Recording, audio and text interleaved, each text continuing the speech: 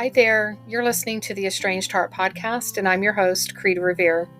Welcome back to our returning listeners, and if this is your first time here, thank you for selecting this podcast to listen to. As we begin today's episode, I invite you to grab a cup of coffee or tea, settle in, and listen with an open heart. But first, the regular disclaimer. I am not a licensed therapist or counselor. Nothing within this podcast should be considered or taken as therapy. If you are in need of therapeutic support such as counseling, please seek out a therapist near you.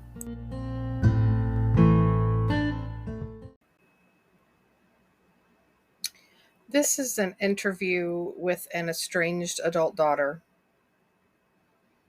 that I believe will be 4 parts. So we'll run for 4 consecutive weeks.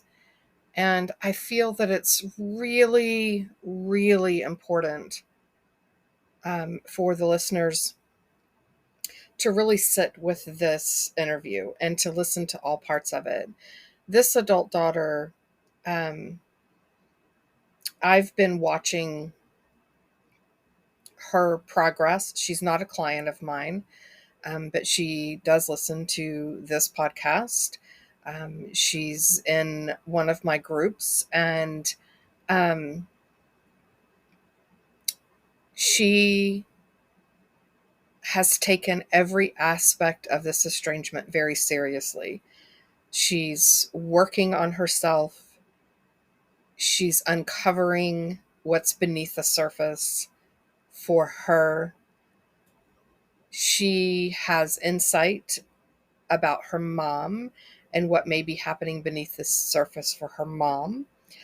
And she cares about her mom, and she cares about herself as well as her children. She's very articulate, super insightful, and I think if anyone is questioning estrangement outside of the context of a highly abusive childhood type thing, I think this interview with her could shed a lot of light on just a host of things. So I invite you to sit back, have a listen.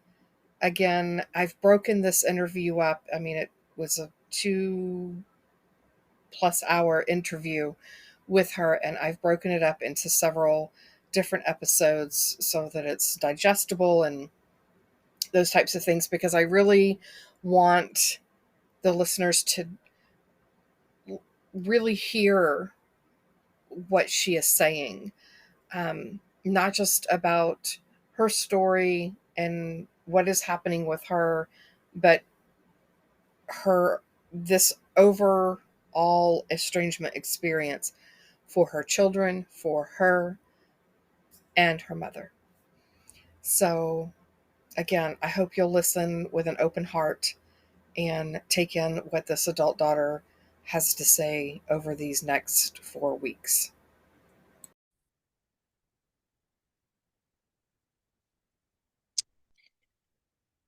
So today I have an estranged adult daughter with me who is going to be sharing her story here on The Estranged Heart. And I think that her particular story it's not uncommon, yet there are some particular things within her story that I feel are nuggets of wisdom that can be applied, even if it's not your particular story, that can be applied to your estrangement experience. So settle in. Let's have a listen to this daughter share with vulnerability her estrangement experience. So welcome to the show. I want to start by having you share with us kind of where you're at currently with your estrangement experience and who you're estranged from, how long you've been estranged, and was there a particular event that led up to that estrangement? Okay. I might need you to repeat those at some point if I don't touch on all of those. So, Absolutely. um, I just hit 2 years of estrangement that I initiated, um, kind of rather unexpectedly, and I can get into that. Um, it, Okay. I mean, in some ways it was unexpected, but in other ways it was not. It Mm-hmm. had been, Mm-hmm. decades in the making. And I am estranged from my mother and my stepfather who raised me, who was a big part of my life and my childhood. Okay. And they kind of go hand in hand. So, but the biggest friction that I've kind of had relationship wise has always been with my mother. Okay. Um, I am also currently estranged from my brother, which is kind of connected yet not connected to this. Mm-hmm. And we've had periods of estrangement before, all of us. And if you Okay. even move into the outer later layers and you start to bring in like uncles and aunts, and I mean, it's like part of the fabric of like Mm-hmm. family is Mm-hmm. estrangements. Um, let's see. Okay, so I'm estranged from them. I can get into this story in a second here. It sounds silly to me sometimes. Like the way that I use the word that I use to like describe some of this is like it's like Jerry Springer, right? It just sounds so like stupid, some of it, when I say it out loud, but there's so much like underneath of it, Right. you Right. know? Um, so during my estrangement, this is the first time that I just knew I had to do something different. I was in a really dark place. Um, I was not doing well. I'm already starting to tear up. That's okay. um, That's okay. okay. Sorry, I just need a second. Maybe you can edit this out. Yeah. Um, so I've read so much about estrangement, and finding your podcast was like you were one of the first things. I didn't know what I was doing when I first estranged, and I went to the internet and just started like pounding in Mm-hmm. any keywords I could because I was like dying for support. And you were one of the first podcasts that I came across. I think I read an article and it mentioned, this podcast. And I had just recently gotten into podcasts anyway. So I started listening to you. But I started getting all this like language that like I never had before. And these Mm-hmm. words, these concepts.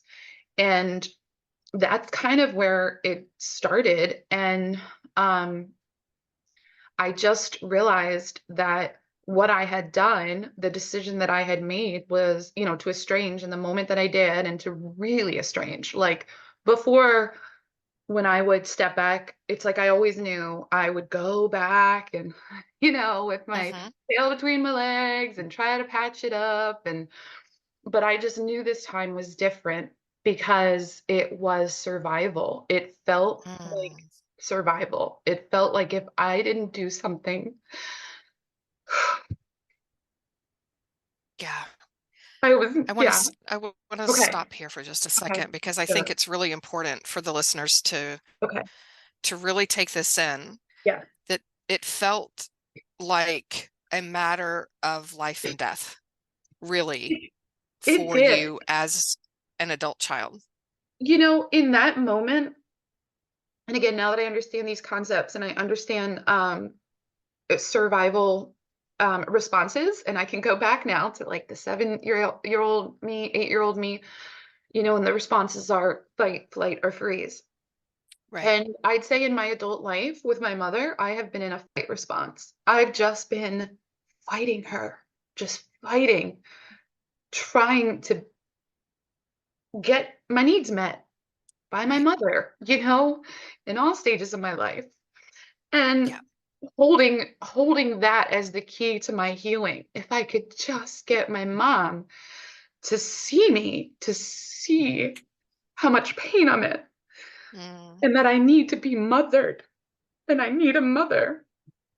And but the way that manifested was just like fight, fighting, right. fighting, fighting, right? Because you're just like exhausted, just trying to like be seen by this person. Like, please see me, see that I have Mm-hmm. needs, see that I have pain, see that I have trauma. And in that moment, something in my head flipped off and was like, you can't fight. You can't fight anymore. You've done this too long. It's literally killing you. Mm, And so now I know that I went to flight. I went to flight, is what my body and my head and my brain did as like a last resort to try to mm-hmm. get myself together. So that was Yeah. kind of um, why I'm 2 years into an estrangement. Um, Okay. so during that, go Can I ahead. ask you real quick so that the audience knows, um, if you don't mind disclosing about how old you are, your age? I'm 44. I am Okay, 44. 44. Yeah. Okay. Okay. So I bring this up for a variety of reasons, but one of which is I that for the audience to understand that this need to be mothered Mhm. is still affecting you at the age of 44, right? You're not a young adult, you're not a teen. You are a grown woman with a family of your own and still wanting and needing that mothering from your mom. Healthy mothering. I really believe that it's biologically like wired in us in a way that Yes. need. Yeah. Trust me, if I could get rid of it, that would have been, you know, maybe we'd be in a different Yeah. conversation right Yeah. now. But Exactly. it doesn't go away. And I'm fine with disclosing some of my personal stuff. I have 4 young children, 10 and under, and I see what their needs are. Mm, Uh, and I mean, we can get into that too, because, yeah. that made me go back to my, 10-year-old Mm-hmm. and stuff. Mm-hmm. So, I've gotten into therapy. Finally, I finally received a diagnosis, which I completely resisted, completely Mm, up until this time. Because so I received a diagnosis of CPTSD, complex mm-hmm. post-traumatic stress disorder, which Mm-hmm. is mostly from my early childhood years, and then anxiety disorder. But what's Okay. interesting is like I refused because I associated this stuff. I mean, oh gosh, I'm still rewiring my brain. So I associated all this stuff with my mother, and I Mm, was like, I can't be like my mom. I can't. There was the part of me that's like, oh gosh, Creed, I don't even know how to get onto this. It's like I have in a way I have been groomed to be the strong one, but I take mm-hmm. ownership in it too, because I am Mm-hmm. strong. I am a strong Mm-hmm. person. Like I will, tell your listeners, I am a retired military officer. I have deployed to Afghanistan. I have served all over the world. I reached the senior ranks in my branch of service. I, there is a part of me that is strong, Right. but there's a part that's very broken. Mm-hmm. And so I would resist any notion of me having any kind of mental health issue. And a lot of that was the military too, is that, Right. there's that Yeah. whole stigma there. But when I was getting out of the military, it was interesting. I went back and you look at your medical records from 20 years, and I did not realize how much I had self-reported my issues.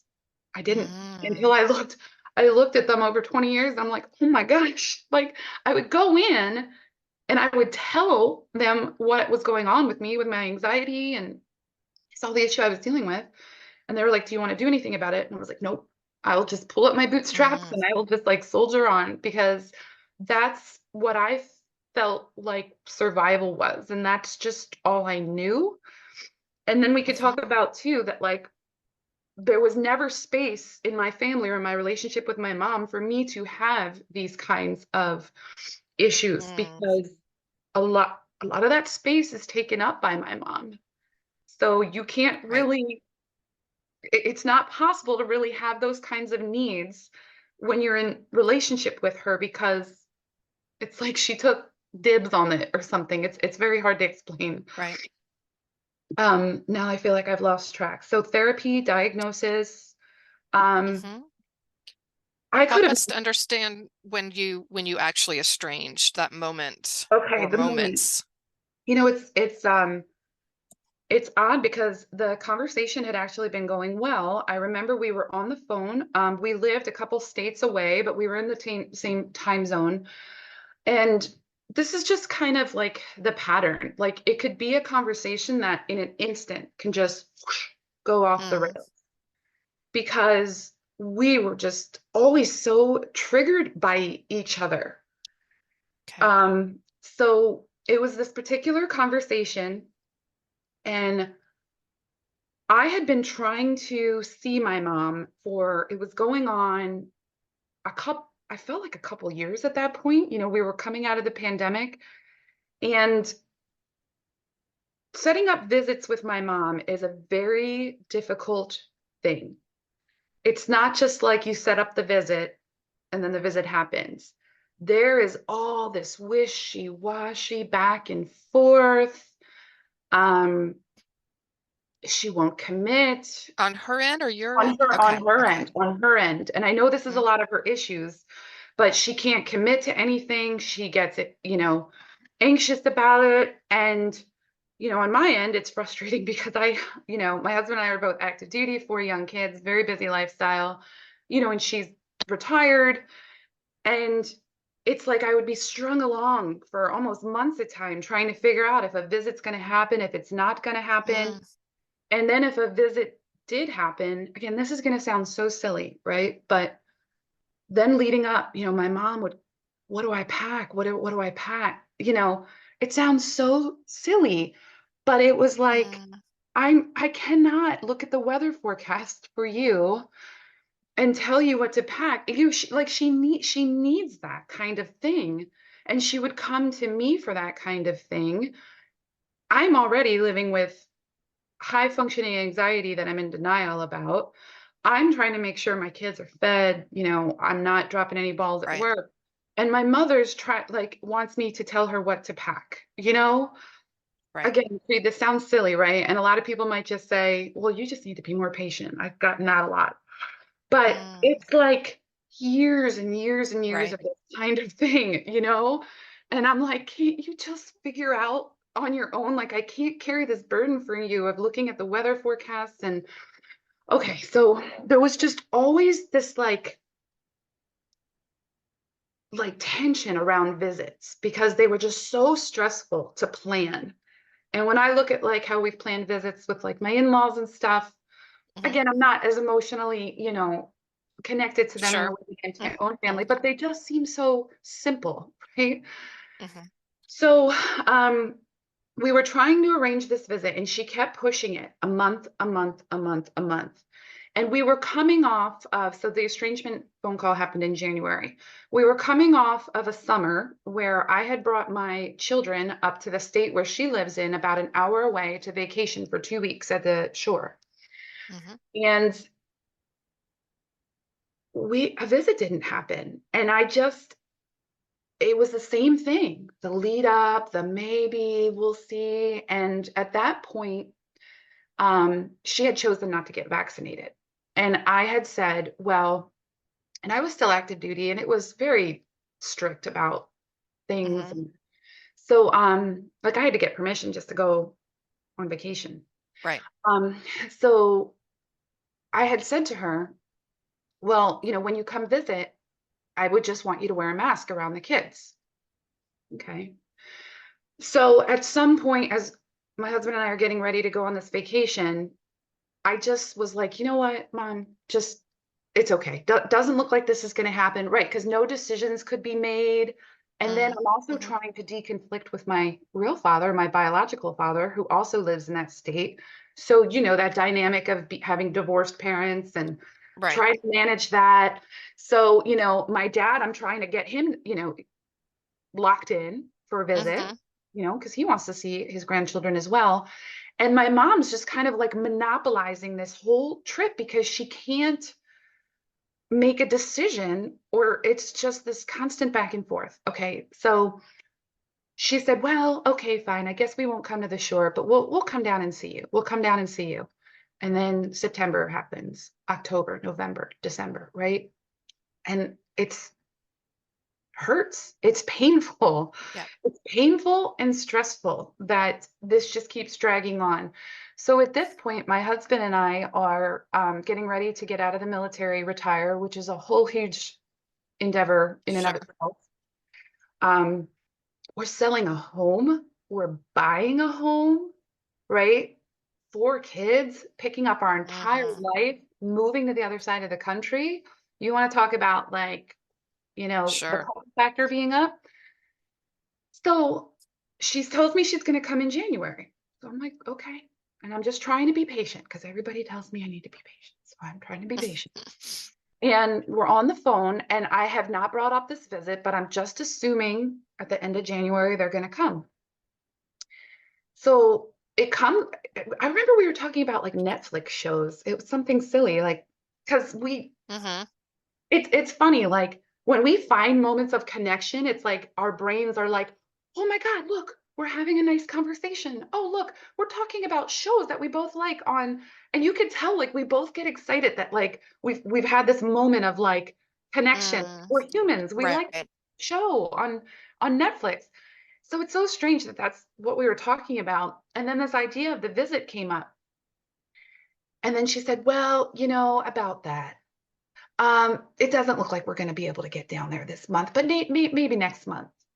And I said, Mom, we're moving. We're listing our home. We have to get photos taken of our home, and we have to start packing. She's like, and then, okay, this is where it gets silly, but I have to explain this dynamic. So what would happen a lot is that I would be talking to my mom, and I would kind of picture she's on the couch and my stepdad's next to her. So he's not on the phone, but he's like on the periphery and still kind of like Right. part of the conversation.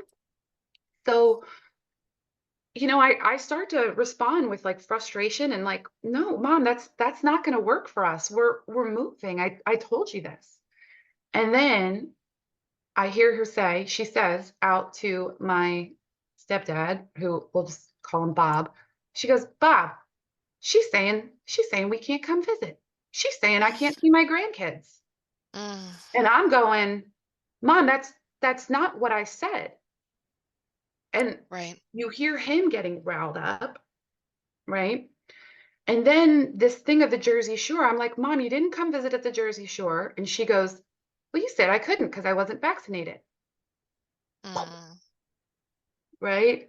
Mm. I am triggered, which I know that word is overused, but it's actually a good word in a Right. lot of instances.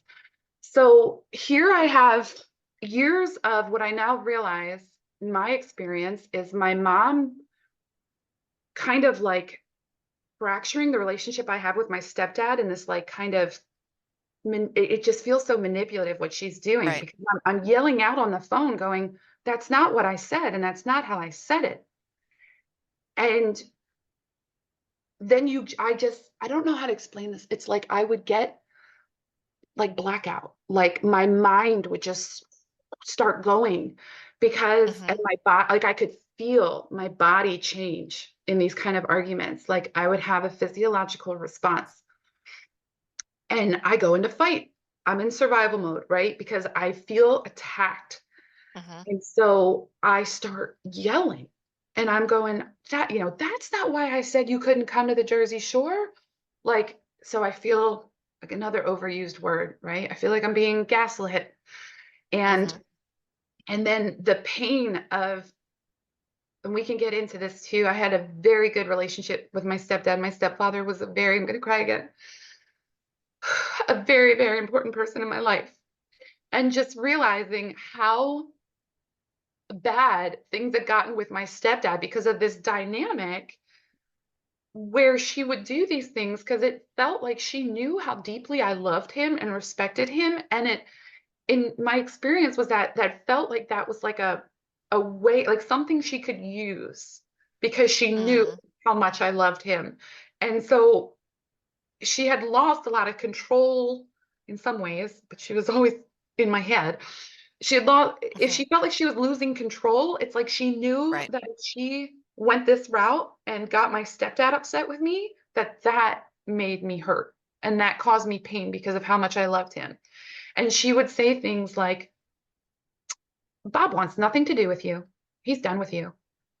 And this is like my dad, basically, it's so It's okay. so So painful. at this Mm, point, I'm in the car. I'm like blackout screaming. She's screaming, yelling. I don't know what word you want to say. It's just mhm. devolved into one of the hundreds and hundreds of fights we have had before. They all play out like this, where we're just yelling over each other. Nothing's being heard. It's like I call it like the 15-year-old in me comes out, Mm, which I'm like, here I am, I've told you this, like presenting to the world as this like very together person. But with my mom, I become that 15-year-old, that 12-year-old, that 10-year-old just crying out for yeah.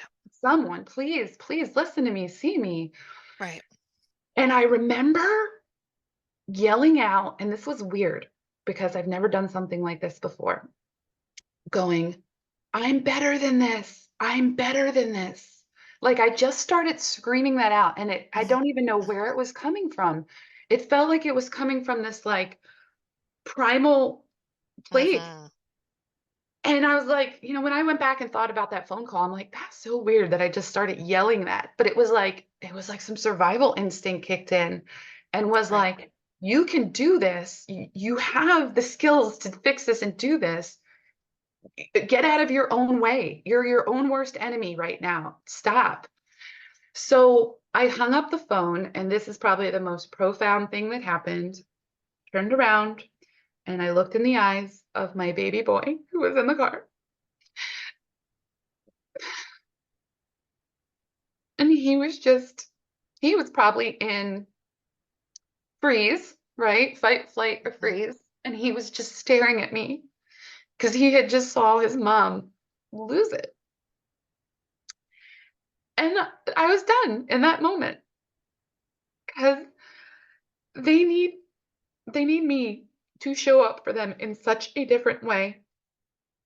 And that is my job as their mother to do that.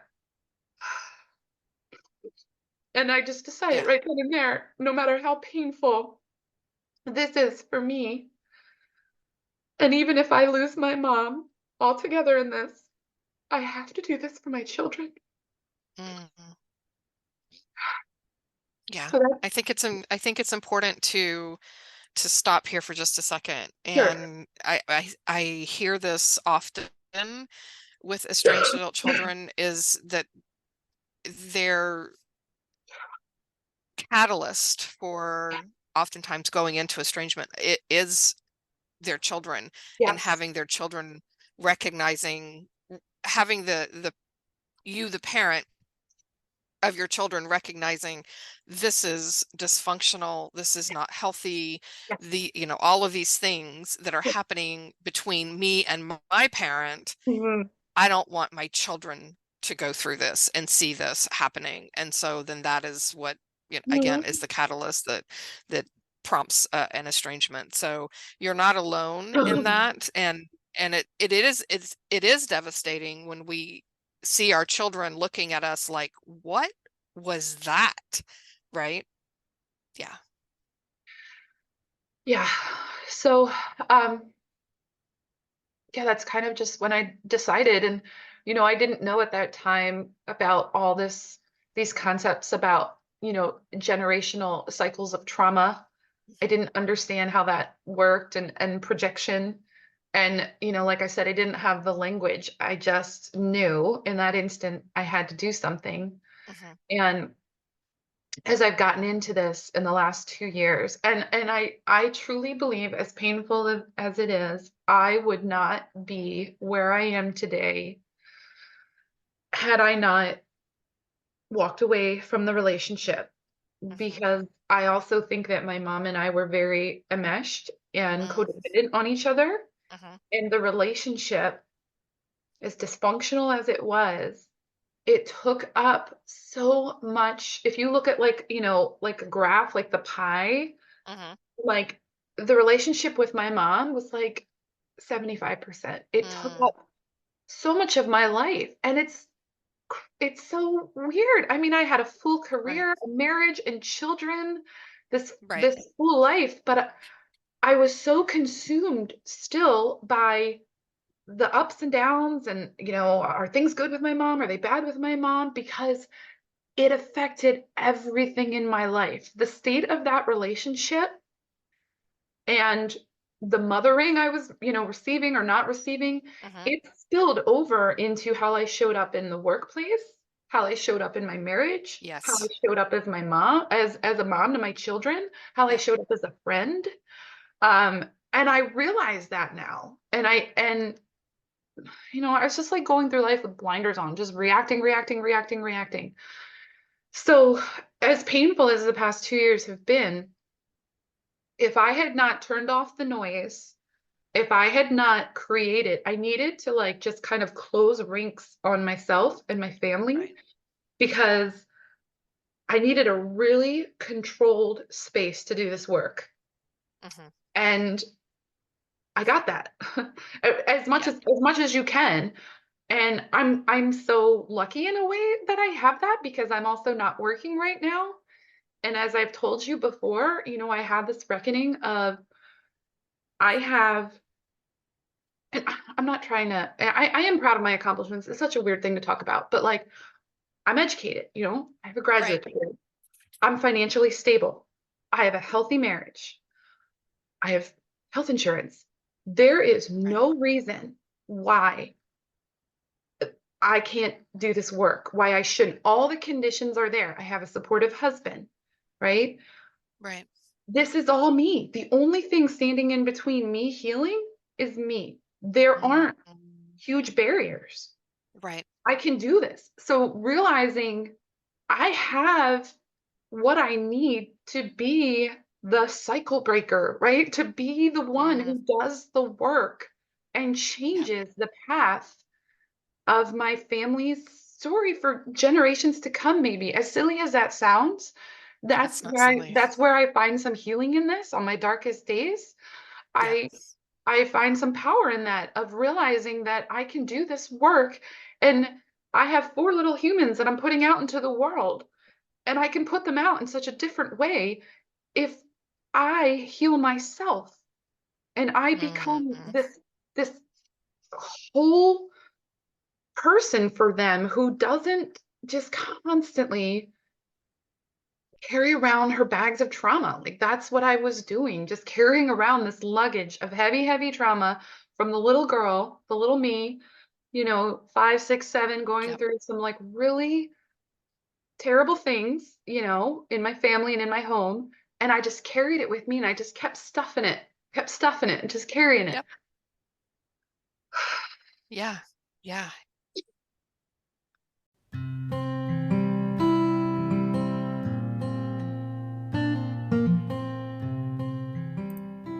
This brings this episode to a close. I hope that this time together was time you feel well spent, and that you are able to find some takeaway nuggets to help you on your journey, wherever you may be on your estrangement and reconciliation path. If you feel you've received something helpful or positive from this podcast, please consider following us, sharing this podcast with others, leaving a positive review, perhaps entertaining becoming a guest on our show, or following us on social media on Instagram, Facebook, and TikTok under the same name, The Estranged Heart. As a reminder, there is an online support group on Facebook. If you are a estranged mom who identifies as being spiritual and approaches estrangement with a sense of curiosity rather than blame and judgment, and desire to do inner self-work and reflection, please seek us out. We can be found at facebook.com/estranged mothers support group. And lastly, if you are an estranged parent or an estranged adult child and would like to have your story shared on the podcast, anonymously or not, please reach out to me via email at TheEstrangedHeart@gmail.com.